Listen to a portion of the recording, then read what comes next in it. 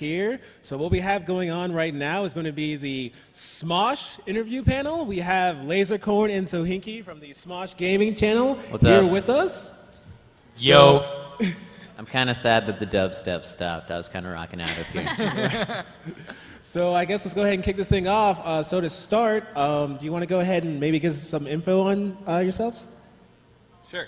Go for it. Yeah, I'm LaserCorn, member of SmoshGames, and also the LaserCorn channel. We make gaming videos about pretty much anything. Right now we've got a series about GTA 5, got a new show on our channel called Honest Game Trailers, which is a lot of fun. And yeah, we're just really enjoying it. I am Sohinki, also from SmoshGames, and everything he said. I'm really excited to play Goat Simulator. That just came out. Yes! It looks awesome. Goat Simulator. Apparently you're a goat, and you do goat things, so I'm sold. Yeah, I'm actually really looking forward to Goat Simulator as well. But let's just rewind this a little bit. Can you just talk to us about the beginning of how you guys got to where you are today? Obviously, there was a whole process of getting here. Sure. It's kind of interesting. We both got hired at this company doing online video off of Craigslist. It was like, we didn't even really believe it was a thing. There's a Craigslist post that said, like, looking for video game walkthrough editors. And we were like, well, that sounds like what I want to do for a living. So we applied and got the job, and that was sort of where gaming video started. It was one of the first companies to do HD game video on YouTube, and we've been doing it ever since for various different outlets. Yeah, we kind of moved on from there, and then we were at Clever Games, and they talked to us about maybe doing a collaboration with the guys from Smosh, which would eventually become SmoshGames, and we thought it sounded like a great idea because it would mean we got to play games more, and yeah, it was a great idea. Those guys are a lot of fun, and Ian and Anthony are great, and it's just been all good stuff from there. Plus, we were like 200,000 subscribers, and they're like, do you want to be with Smosh? And we're like, Smosh, like one of the biggest channels on YouTube, Smosh? At the time, the biggest channel on YouTube. Actually, when we yeah. formed the channel, yeah. And then PewDiePie took over. Pewdie! We love PewDiePie. He's good. We don't actually have a grudge against him. So I know I've seen a lot of videos with you guys playing games like as a group, and like you just said, being part of the Smosh Gaming group. Like, what's one of the coolest things about filming gameplay with other people and that interaction that takes place? Well, it's kind of awesome because it's just sort of what you would do for fun with your friends anyway. You make up stupid rules and like try to make the games as weird as possible. But I mean, mainly it's just like we're all friends, so we get to get together and be friends and just play games, and it happens to be recorded. So it's kind of amazing. Yeah, one of my favorite game bangs we did was the Halo Joust one, which was literally a game that Ian made up, like back when Halo first came out. And he's like, yeah, we used to do this thing where the rule is you can't get out of your Jeep, and everyone has rocket launchers, and only the person in back can fire. And we're like, that sounds awesome. Let's just make that a video. It's sort of like when you used to get together with your friends, just like system link up a bunch of Xboxes or whatever and like just play, but now we do it for work. Well, there are people that are, content creators and they work individually, but obviously with you guys it's completely different. Can you talk about the group dynamic of working together? The group dynamic just sort of fell into place from the beginning. LaserCorn was kind of the crazy one. Joven is, I don't know, how would you describe Joven? Joven is the channel whipping boy. He's the guy when we want to do bad stuff to someone, like shoot him with paintballs. Can I put this out there? Too? It's like a lot of people in the comments, and they're like, you guys bully Joven too much, but like, I don't want to like ruin the magic of what we do, but we plan out some stuff like beforehand. So like when we're mean to Joven, he like knows it's going to happen, and it's not like something where we're actually being mean to him. We laugh about it off camera, and so and then I guess my role from the beginning has been like the try hard. I'm the guy that like always tries to win and gets really upset when I lose. And Ian and Anthony are themselves, and Mari's sort of like the cute gamer chick, I guess. Yeah. Yeah, I mean, we mess with Joven a lot, but he's also he's got a big personality, and he's very confident, so he's got that going on for him. He's kind of that guy. And a lot of times he's like a spokesperson, so yeah. And then Ian and Anthony are, Ian and Anthony, they're the wacky duo, yeah. One of my favorite things to watch is Backseat Gaming, just Oh. because it kind of, like you guys said, it's like playing games with your friends. And I know we've all been there where we're playing a game, we have our friend in the background telling us what to do, and it's just absolutely nuts. Like, what's one of your favorite, like, I guess, moments in that when you really kind of, like, got to express yourself or just had a funny reaction from whoever was playing? Oh, I know mine. It's from a very recent video where we went into an orphanage in Skyrim, and I had I had Joven murder all the kids in the orphanage, which I thought was very funny. We don't support orphan murder. Yeah, no, we don't support doing that in real life. But we kind of had a wacky mod in the game where you could have a lightsaber, and just the thought of it, we pretty much recreated that scene from the new Star Wars movie where Anakin goes crazy and kills all the kids. So that was a lot of fun. That's in recent memory. That's my most favorite moment. I really enjoyed a while back. We did when Far Cry 3 first came out. We did that game was just sort of built to be a backseat gaming game. And it was just a bunch of stupid stuff like C4 a pig and try to kill someone with the C4 on the pig and like rocket launcher a shark and stuff.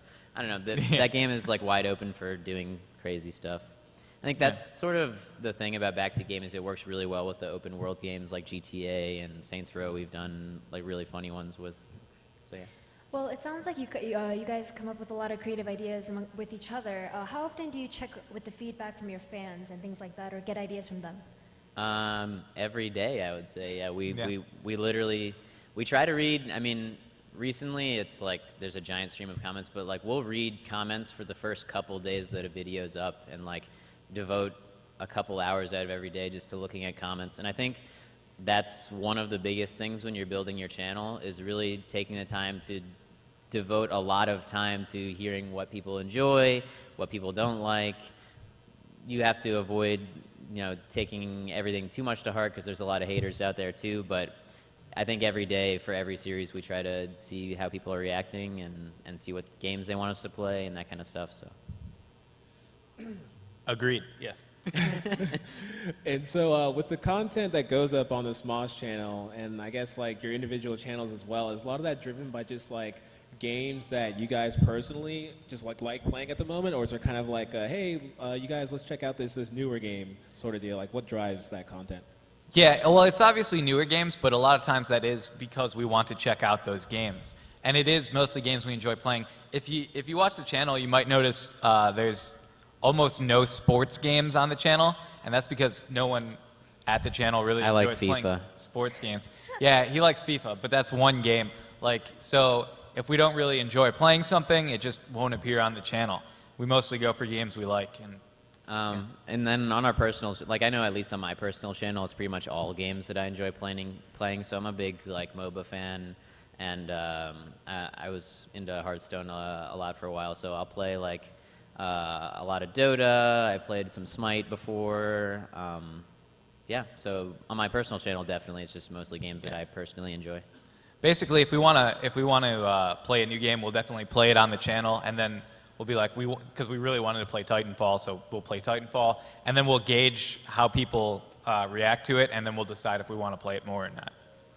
Having covered such a wide variety of games, do you feel that there's a particular genre that people seem to react to better, or even worse?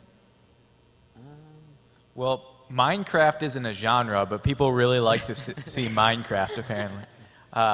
Yeah, so that's one area. People do like to see a lot of open world games, a lot of games where there's like a lot of possibility for weird random stuff to happen.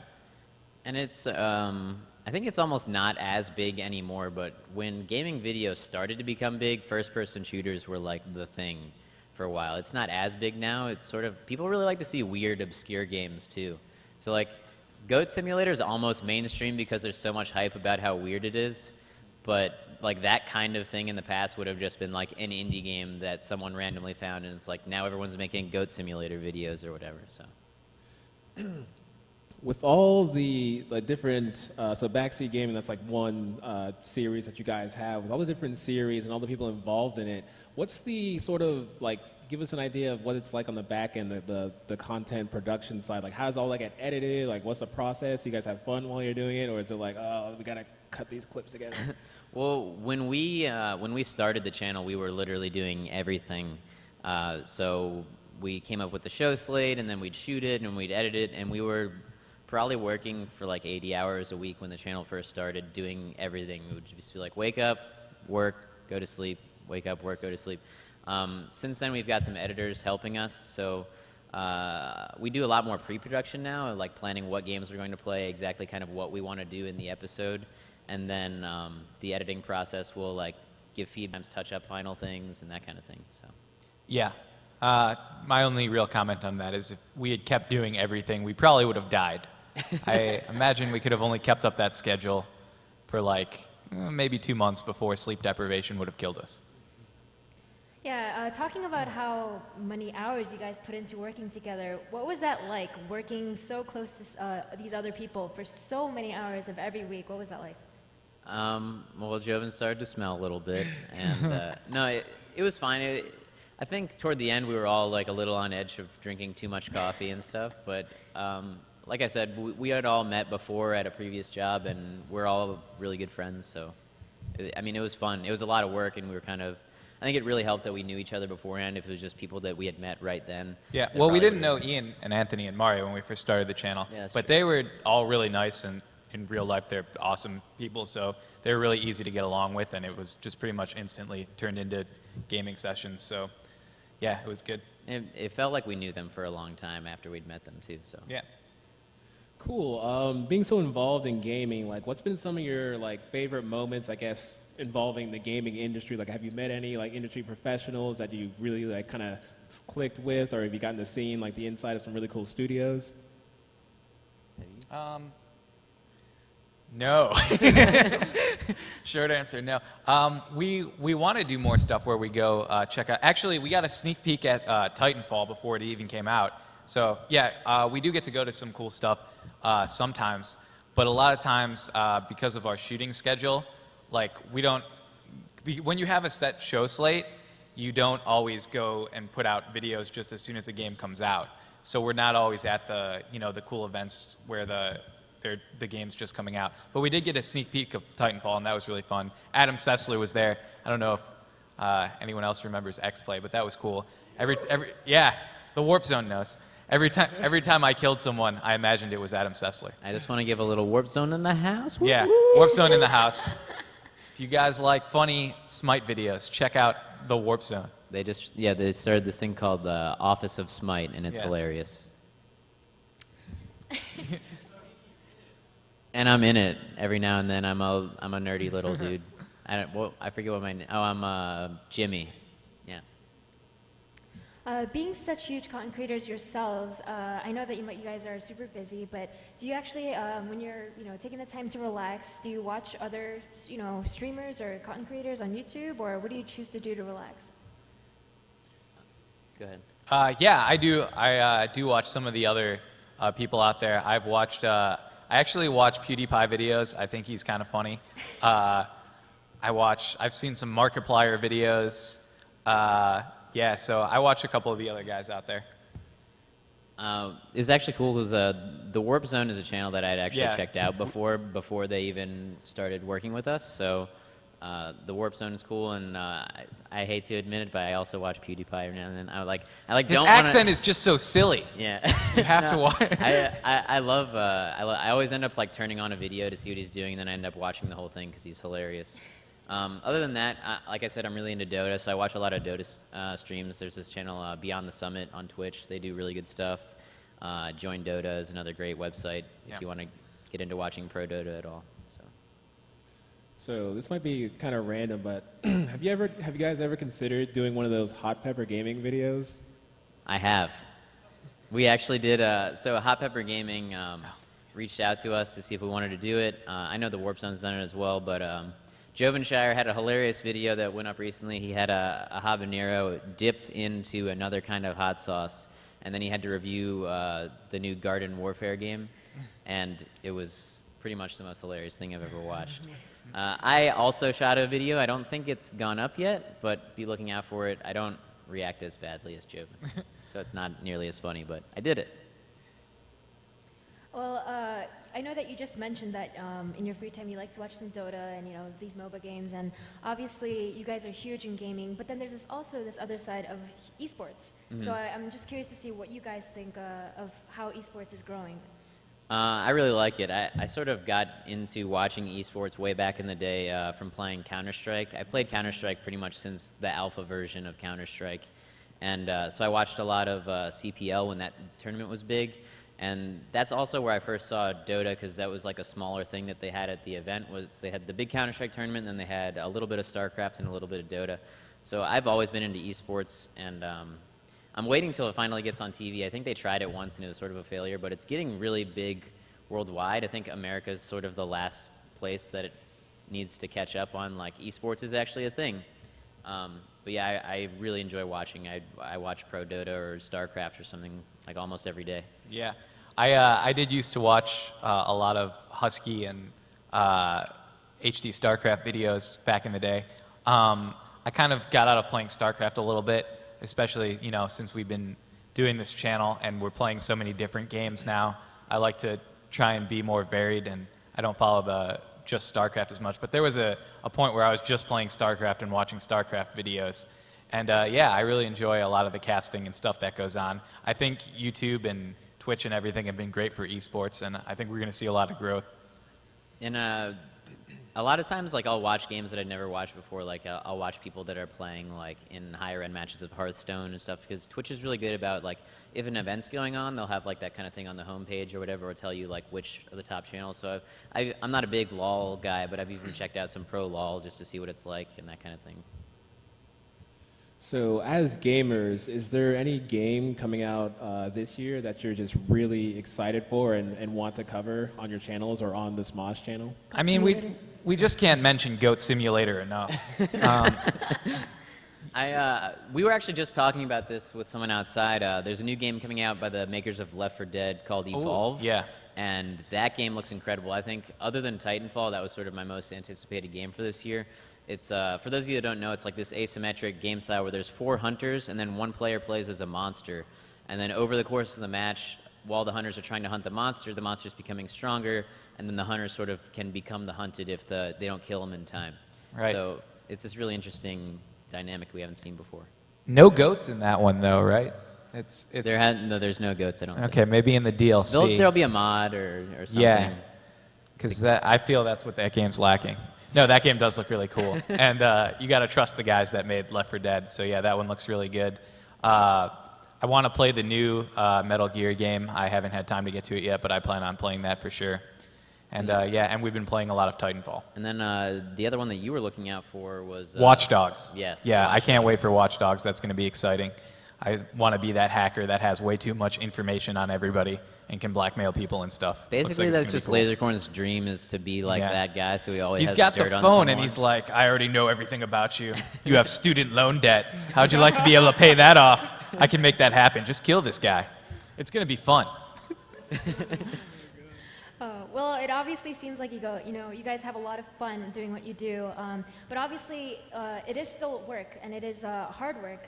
Would you say that there are certain aspects of what you do that can sometimes be frustrating, or can you just talk about that side of things? Editing problems all day. Like, for those of you that have never edited video before, there's almost no time that you'll edit one single video without there being problems with exports or something that won't render, or I might be speaking gibberish to people that have never done video editing, but yeah, video editing is always a hassle.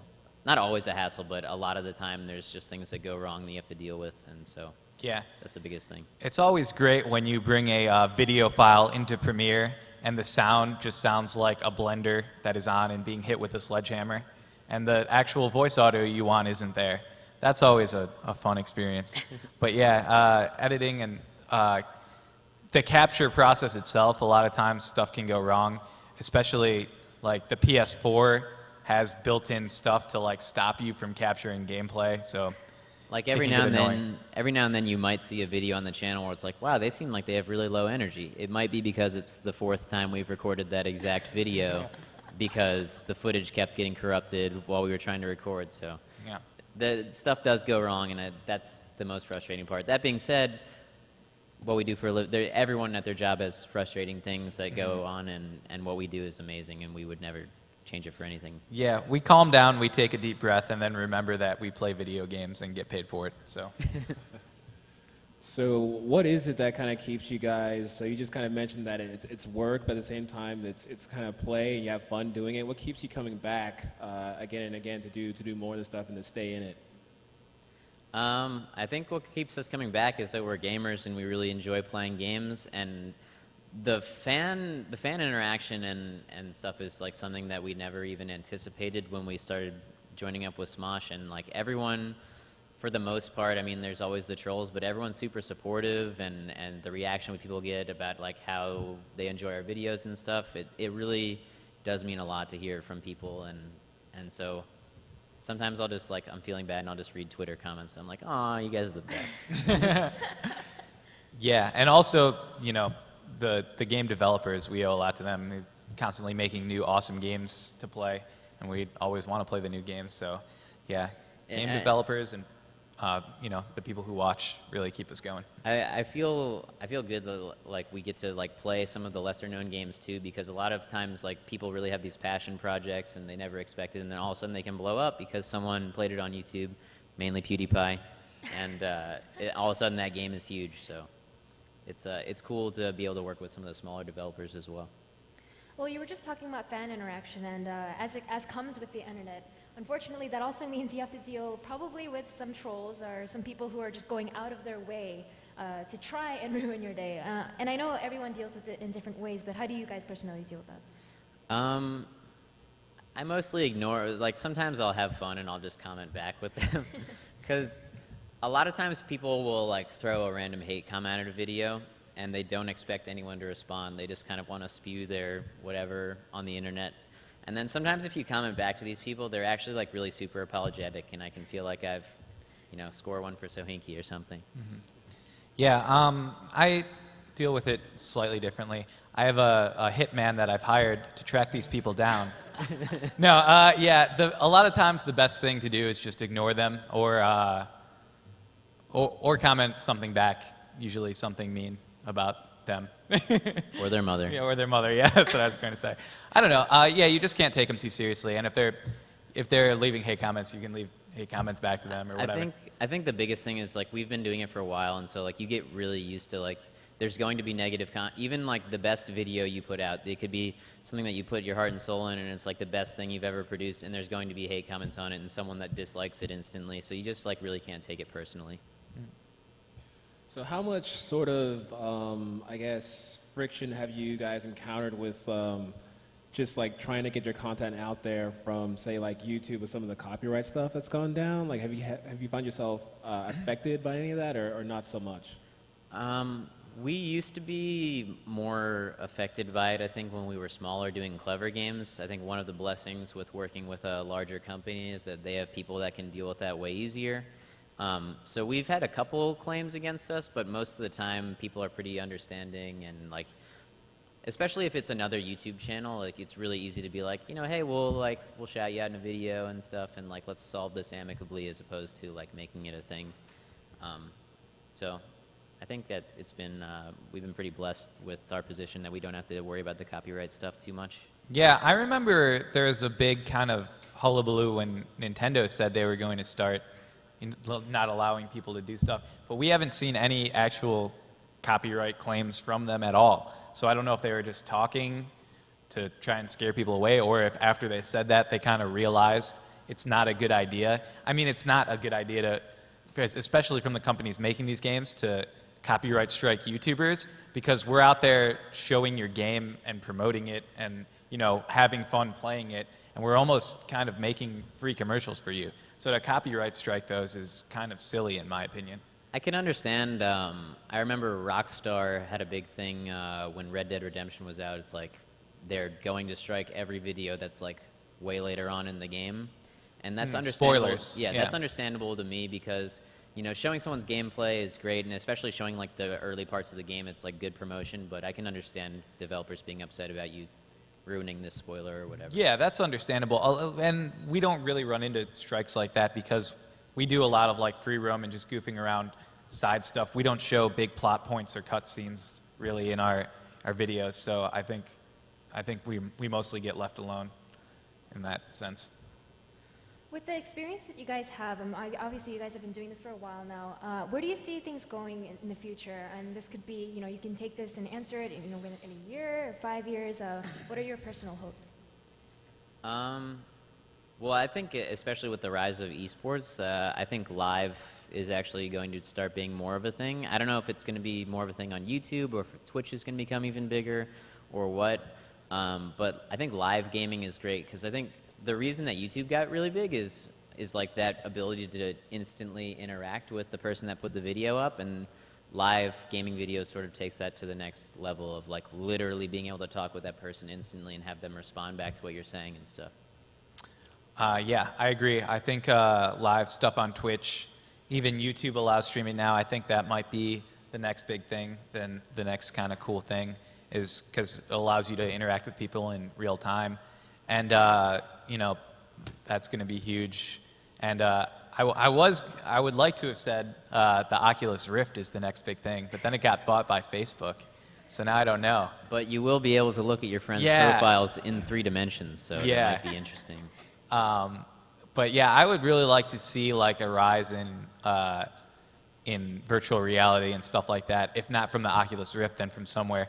Because I think it's really funny to watch people in these virtual worlds where they can see something that that the people around them can't see, and then cut back to just them goofing around. Yeah, I think it'll be really cool if it ever takes off. Shout outs to Kid Chameleon, one of the best Sega Genesis games ever.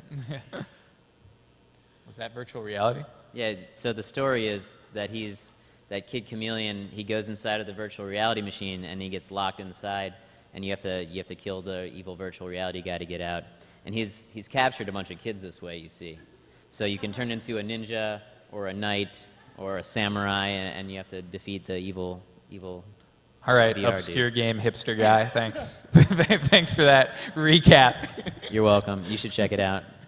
I don't promote emulating games, but if you don't have a Sega Genesis, I didn't say to download it.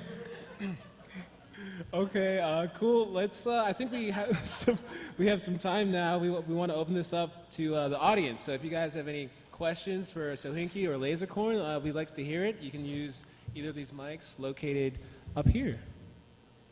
Don't be shy. And also to the viewers on Twitch, I am reading your comments. So if you guys have any questions, I'm looking at that camera or that.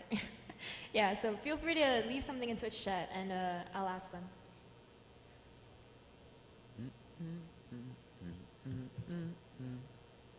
We have one. He's approaching the mic. Let's narrate him. His approaching hands are the in his mic. pockets. He's pulling them out. He's I shrugged thought a we little needed bit. some build-up. Yeah. He's still shrugging. He seems confused. He's going to speak now, I think. Why did you get your tattoo? The LaserCorn tattoo. I've actually told this story on the channel. A friend of mine was going to be doing a tour in Afghanistan, and the weekend before he left, I said, we can do whatever you want this weekend. He's like, great, we're getting tattoos. And I was like, great. And the only idea I could really think of to do was this kind of silly sketch that I had sketched out another night. And I'm like, yeah, I'm going to get a tattoo of this one day. And I was kind of half joking, but that was the only thing I could think of to get. And he has gotten, when we went, he got a tattoo too. And his is the only one I like better than mine. It's Samuel L. Jackson from Pulp Fiction riding a T-Rex, which is great. It's the greatest tattoo ever created. And mine I think comes in second place. But yeah, it was a thing he wanted to do, and I said, yeah, let's go do it. I think the tattoo artist that designed the LaserCorn deserves an award because the original sketch was just sort of a stick figure-ish. It wasn't a stick figure. It wasn't very good. I can't draw very well, but yeah. I think in the original sketch, though, the LaserCorn also had a samurai sword, which got left out of the final product, but because it didn't fit with the theme. But one day I might add a samurai sword back in there. But yes, thank you for your question. Good question. I'd like to continue narrating when people approach the microphone. Yeah. Someone has stood up in the middle, seems to be thinking about asking a question. Yeah. Guys, Her don't friend all rush the mic at once. this crazy flurry of people could turn into a riot. We're very worried. Calm down, everyone.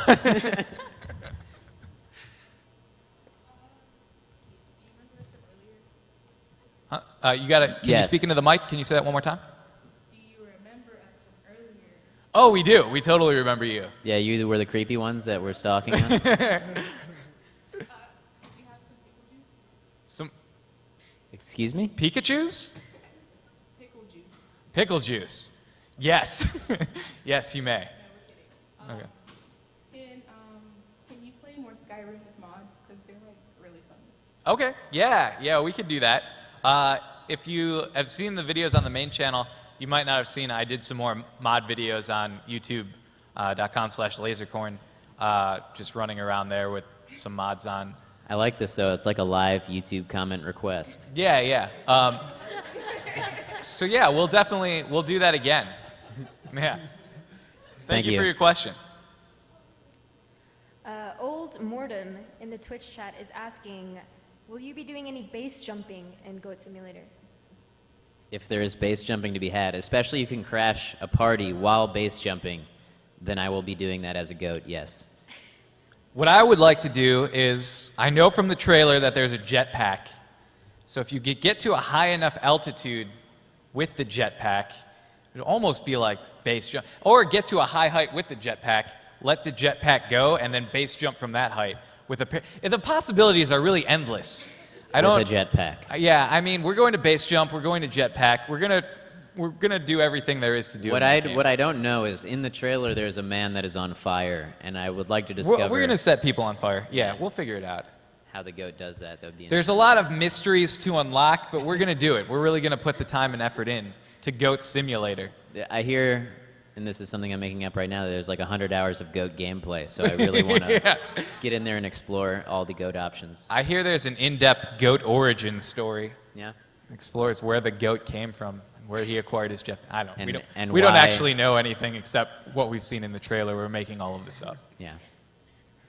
Okay, so user Kajanic, I can't say that, wants to know, from Twitch, wants to know what's your favorite game that you've ever played? Favorite game I've ever played. I hate to keep talking about Dota 2, but it's been one of my favorite games for a long time. If we're talking like a different franchise, I've always been a huge fan of the Twisted Metal franchise, even the crappy ones like 3, 4, and I didn't ever play the portable one, but Twisted Metal has been a favorite franchise of mine. Yeah. I have so many fond memories of Halo 2, just because it came out in a point in my life where I had lots of time to just sit down and game with my buddies and just, dual wielding and all the fun that was had with that game. So that was a lot of fun. And also BioShock. The original BioShock was an awesome experience. When I first played BioShock, I really felt like I'd never played a game like it before, just exploring the world of Rapture and stuff. So those are two games that I really enjoy. I would be remiss also if I didn't mention an original Half-Life. Like that game blew my mind when it first came out.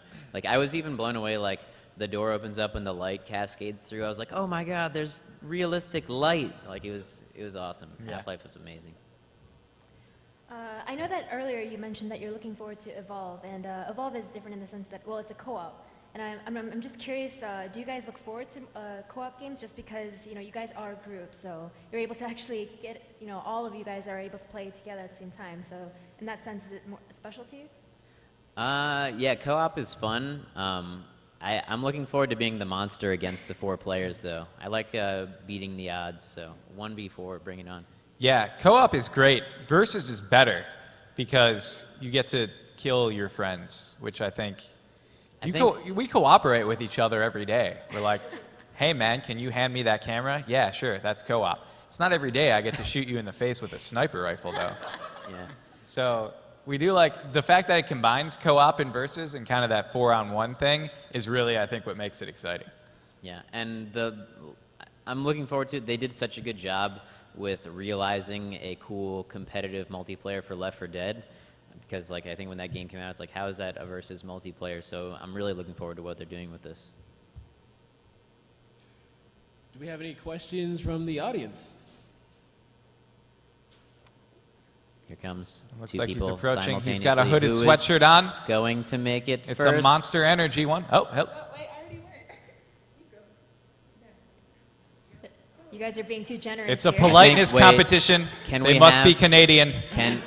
Can we have perhaps a live rock paper scissors? Yes, do it. I will say rock, paper, Oh, scissors, shoot. Do best- not go until I have said shoot. And also, it's best 2 out of 3. Breaking these rules will result in ejection from the GameVid thing. GameVidExpo. Expo, wherever we are. I couldn't remember. It's on the wall over there. Anyway. Embarrassing. Ready? Rock, paper, scissor, shoot! He went early, but they're both scissors, so I'll allow it. Read it. Ready? Rock, paper, scissors, shoot! Both paper. Wow, they're evenly matched. Ready? Rock, paper, scissors, shoot! Both Really? paper again. This is Did you plan this out beforehand? Rock, paper, scissors, shoot! both scissors. Perhaps we should flip a coin. One more time. One more time. Rock, paper, scissors, shoot! Oh Both my God. rock. This is the clearly most planned in advance. intense rock, Security, paper, scissors match. eject these people. One more time. One more time. Rock, paper, scissors, shoot! This is ridiculous. He'll go first. All right, We're he'll done. go first. He's got the conviction of a winner, I Yes. think. Okay, how do you guys pick your games for Game Bang and Backseat Gaming? So backseat gaming, I think, is like sort of what has the most freedom. That's kind of always been what we've gone for. Is like, which games can we tell the person to do the most ridiculous stuff? And then Game Bang, we try to slip like 1 or 2 popular games in there. But Ian and Anthony really like playing like silly games or like obscure Connect games that no one's ever heard of. So just like stupid stuff that we know would be like, normally this game's terrible, but if you're playing it with 6 people and just having fun, it's kind of hilarious. Yeah. So- Basically, we all get together and talk about what games we want to play, and then Ian and Anthony make us play Just Dance, regardless of what games we actually wanted to play. Yeah. No, we do talk about it, and we all get our games in there. And, it's based on, what people want to see, what comments we're seeing requested and stuff, and also what we want to play. We try to keep a balance. Sometimes there will be a Joven game, like he's like, come on guys, I have a really good chance of winning this one. And then so we have a Joven game in there as well. Yeah. I have one more question. Yep. I forgot. That was an excellent question, thank Yes. Okay, what do you guys like see yourself doing in like the next couple of years? you. That's a good question. The same thing. I don't know. We could do other stuff, but as we mentioned before, we get paid to play video games right now, so we would like to keep doing that, I think, as long as people keep watching the videos. Yeah, I mean, I think we're gonna try to evolve with like the trends Yeah. of what becomes big as far as like, I mean, I would hate to say this, but it's like, what if YouTube's not a thing anymore? Then we have to figure out like where our videos are going to Don't live. say that! I'm just saying, like, we want to keep doing the same thing in entertainment and gaming and stuff, and wherever that takes us, I think. And we do have a question from the chat. Oh, cool. Okay. And it's from a user named Mental T-Rex. Mental And- T-Rex. Mental T-Rex, good name. So this is a question for LaserCorn. And he's asking, what is the most frightening game you've ever played? Ooh. Well, Outlast, I would say, until the very end. So Outlast was the scariest game I ever played until like the last 30 minutes, and then it was just silly and I completely agree. Yeah. yeah. The first Resident Evil game gave me so many nightmares. So many nightmares. Just the first cutscene where the zombie, like, that is burned into my memory, and a lot of it probably has to do with I was much younger when I played it, and I was more easily frightened. But when you hear the zombie eating the guy, and then it just turns around, like, that is burned into my brain and has given me nightmares for years and years. But thanks to therapy, I can now sleep through the night without screaming. It's awesome. If we're not talking recent games, System Shock 2 was a game that scared the crap out of me as a kid. Showdown is like this evil AI, and you're aboard this ship, and you don't really know what's going on, and see like ghosts of people that died, and I don't know. System Shock 2 is amazingly well done. It's even a game that I would say go back and play now, even though the graphics are kind of dated. Okay, so Twitch user Kellet would like to know if you could choose any YouTuber to collaborate with in the future, who would it be? Well, we've already collaborated with PewDiePie. And that was fun. You think someone? I really enjoy Day 9's videos. Yeah, Day He 9's has a great. channel, Day 9 TV. He's just a really funny personality. He's been on Geek and Sundry doing, he does a show on there called Spell Slingers. I've never worked with Day 9. He seems like a lot of fun, so that's one for me. Yeah, Day 9 would be great. I watched some Captain Sparkles, too. He'd be a lot of fun to play with, I think. Yeah. Those guys, I definitely think, are on the top of our list. We'd love to play Magic with Day 9, I think would be a lot of fun. Magic the Gathering, if that could ever happen. Nerds. Yeah. If you hadn't figured that out. Yeah, Day 9 is a really, really nice guy, having worked with him before, so you guys should definitely hit him up. Yeah. Now, Master Salami wants to know, you guys were talking about live streaming earlier and Twitch and about how it's getting so big, just with what you said in terms of live interaction being so immediate. Do you guys intend on doing that yourselves? Yeah, I actually do have a Twitch, twitch.tv/Sohinki. And I've been trying to stream more regularly. The problem is my home PC has been like having problems when I stream. So I try to stream like 2-3 times a week at work. Yeah, you can check me out on there. And I know LaserCorn streams every Monday. Yeah, Monday at 6:30 is when I usually stream. Except for this upcoming Monday, because I'll still be traveling. So maybe Tuesday. Whenever I want, really, is when I stream. Any questions from the audience? The Warp Zone might have some We have questions. someone. Skipping. Someone is skipping to the microphone. Excellent.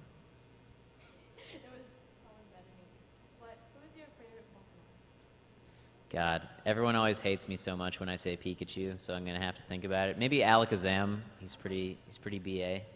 He's got the mind power. Snorlax. He sleeps through his fights, And he wins. and he wins. He's just a big ball of you can't hurt him. He's awesome. I love Snorlax. That's what I aspire to be, as a guy who can sleep his way through life and still win. Really, naps are great. Thank you.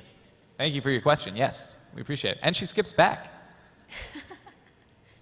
She's So the much opposite of energy. Snorlax. Really the opposite of a Snorlax. Good work. Now, it is getting to a point where we need to wrap up, but there is one more question in chat that I chose very arbitrarily. It says, what's your take on Silent Hill as a horror series, and has the horror aspect gone away since the action aspect has become more prevalent? Silent Hill is literally a game that I didn't play when I was younger because I watched the trailer and I was too scared to play it. Yes, in the vein of Resident Evil, it was another one that gave me nightmares. Pyramid Head, what just a creepy character. I haven't played the newest Silent Hill, so I can't speak on to if there's too much action in that one. I know I played all the Dead Spaces, and I know that Dead Space kind of drastically departed from its origin as a survival horror game, and definitely got more actiony. And I think Resident Evil 2, we're seeing a lot of, it's not a word, but actionification of horror games, where they're adding in action where really there doesn't need to be. But I don't know if Silent Hill's been doing that or not, because I just played the old ones. I can't exactly comment because I haven't played Yeah. a lot of Silent Hill, but I do know that I watched a friend play one of the newer ones, and it wasn't frightening at all. I didn't know if it was because I was an adult now or if it's because they did add too much action into the game, but yeah, it'd be a shame if they ruined it like that. All right. Well, thank you guys so much for your time. That'll wrap it up for this panel interview. Thank you. Yeah, Yeah, thank you thank guys. you.